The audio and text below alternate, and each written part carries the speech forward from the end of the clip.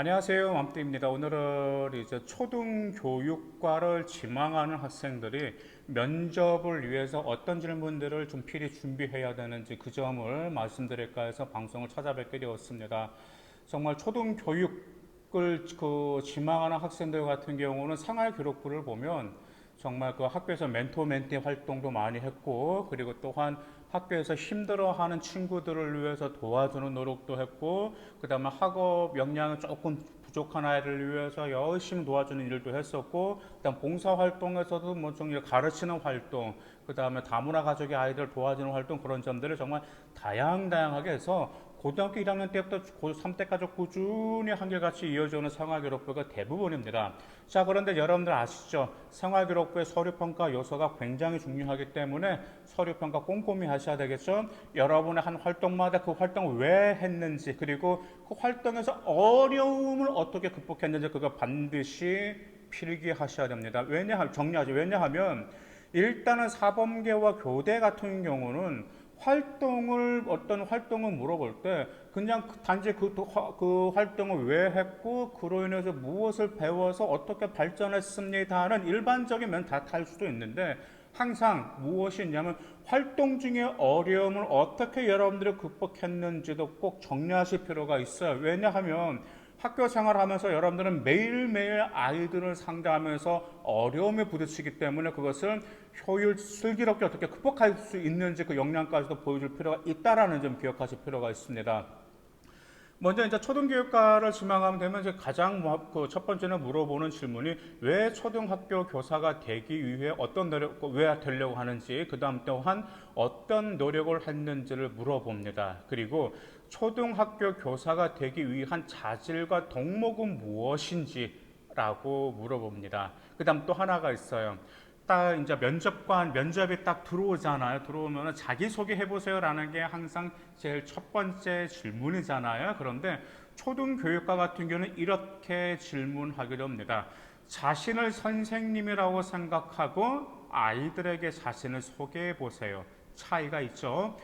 다른 학과 같은 경우는 자기소개 해보세요. 그럼 자신의 역량을 드러내면서 자기소개를 하는 거지만 이건 아니다라는 이 점이 좀 틀리다라는 점. 그래서 초등교육과는 자기소개할 때도 이런 점까지 준비하셔야 된다라는 점이에요. 그다음 또 하나, 자신이 처음 담임 선생님이 된다면 그 반의 급훈 같은 거 있잖아요. 급훈으로 무엇을 하고 싶은지 설명해 보세요. 그 다음 그 이유도 말해 보세요라는 것도 면접 질문에 많이 나오는 겁니다. 그 다음 안 빠지는 질문이 있겠죠? 네, 봤습니다. 바로 체벌입니다.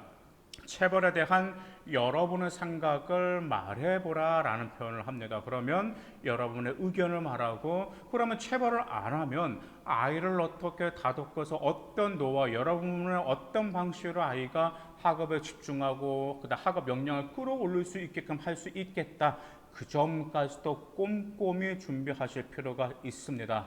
그 다음 또 하나, 요즘에 일탈 행위가 굉장히 많아요. 청소년의 일탈 행위. 근데 일탈 행위가 보통 초등학교 모르겠지만 저는 이제 중학교 때부터 아이들이 일탈 행위를 하는 걸 봤어요. 초등학교는 좀 잘 모르겠지만. 그래서 이제 초등교육 면접 질문에서 청소년들의 일탈 행위에 대해서 그다음 그 원인이 무엇인지 해결책이 무엇인지 말씀해 달라는 이러한 면접 질문도 많이 나오는 질문들 중에 하나입니다. 그다음 또 하나, 교실이 붕괴되고 있다. 즉 공교육이 붕괴되고 있다는 말이 많이 있는데 그 점에 관한 원인과 해결책이 무엇인지도 준비하실 필요가 있어요. 먼저 사범계, 그 다음에 초등교육 교대 같은 경우는 지금 요즘에 공교육이 무너지고 있는 그런 추세의 뉴스가 굉장히 많이 나오고 있어요. 그렇죠. 그렇기 때문에 그러한 시사 이슈까지 여러분들은 미리 조사를 하실 필요가 있다는 점 꼭 기억하실 필요가 있습니다. 그다음 또 하나, 스마트폰입니다. 스마트폰이 아이들에게 끼치는 영향에 대해서 설명해 달라라고 말을 합니다.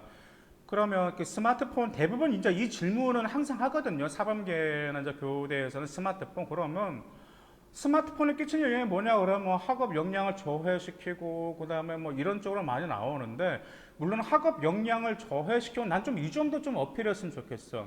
스마트폰이 아이들의 인성에도 어떤 면으로 영향을 주는지 그 점도 어필했으면 좋겠어요. 그 점 거의 좀 어필을 안 하더라고요. 그냥 뭐 주의가 산만해지고 정신이 산만해 집중을 못하다 보니 학업 역량이 떨어진다라는 게 거의 이런 레파토리가 많거든요. 그렇기 때문에 그 점도 언급하시는데 더욱 중요한 인성이거든요. 인성 초등교육 때는. 그렇기 때문에 인성이 어떤 영향을 주는지 그 점까지도 여러분들이 좀 꼼꼼히 조사하시기를 바라겠습니다.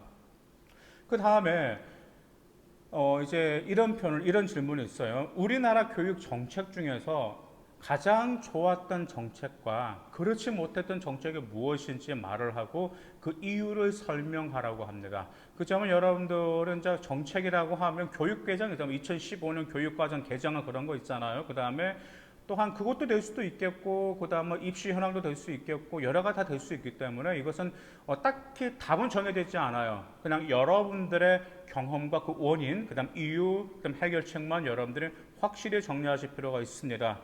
그 다음 또 하나 인성교육에 빠지지가 않아요. 그래서 요즘 인성교육이 많이 강조되고 있는데 수업 시간에 자연스럽게 인성교육을 할 수 있는 적합한 교과가 무엇이라고 생각하십니까? 라는 질문이 있어요. 그러면 여러분들의 적합한 교과가 무엇인지 그 점은 커리큘럼을 여러분들이 좀 집중하셔야 되겠죠. 자, 그 다음에 따돌림이죠. 왕따, 따돌림 이건 절대 빠지지가 않아요. 그래서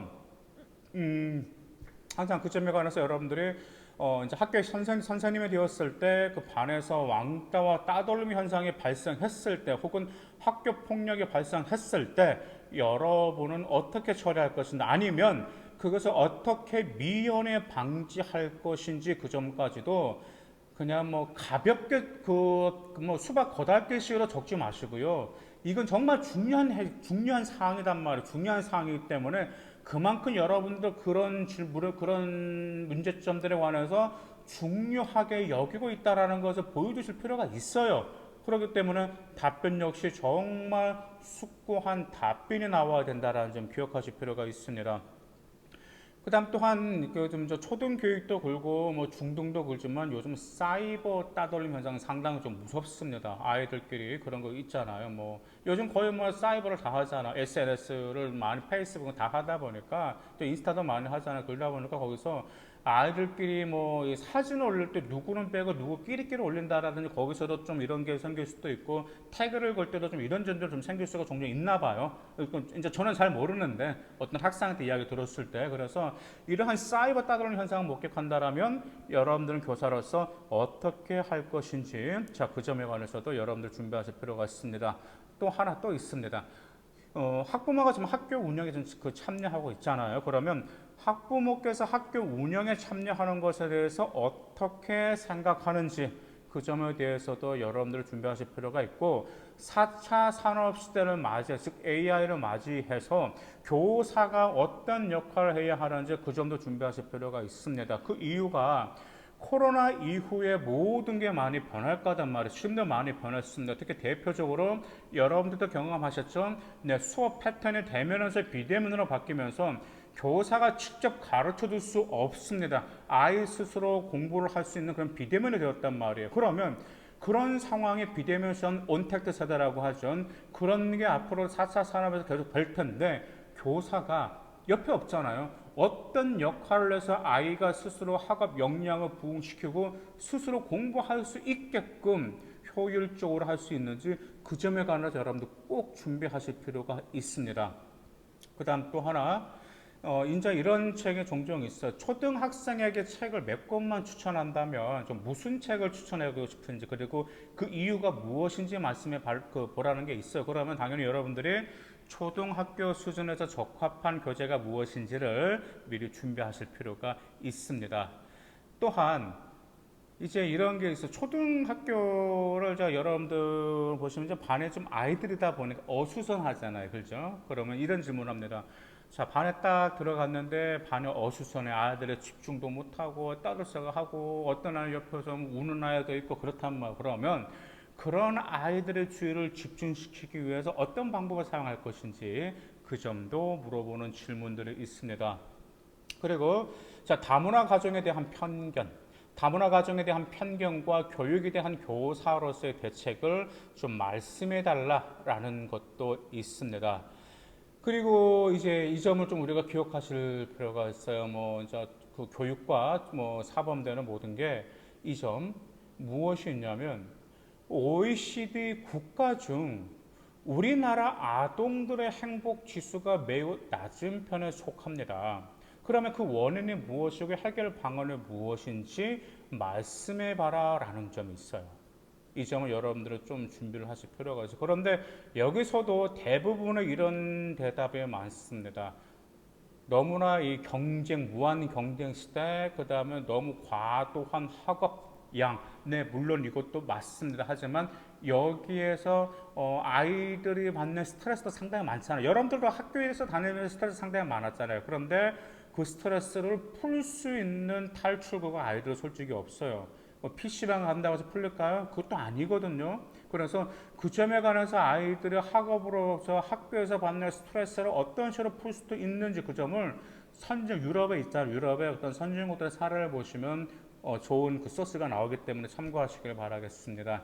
그리고 또 하나, 요즘에 그 한국에서 지금 자살률이 청소년들 자살률이 올라가고 있죠. 그리고 지금 뉴스를 보게 되면 이제 중등 뭐 중학생들 좀 그런 아이들이 뭐 좀 안 좋은 그런 걸로 인해서 어떤 학생들의 자살하는 그런 사건, 정말 슬픈 사건들이 굉장히 좀 많이 있습니다.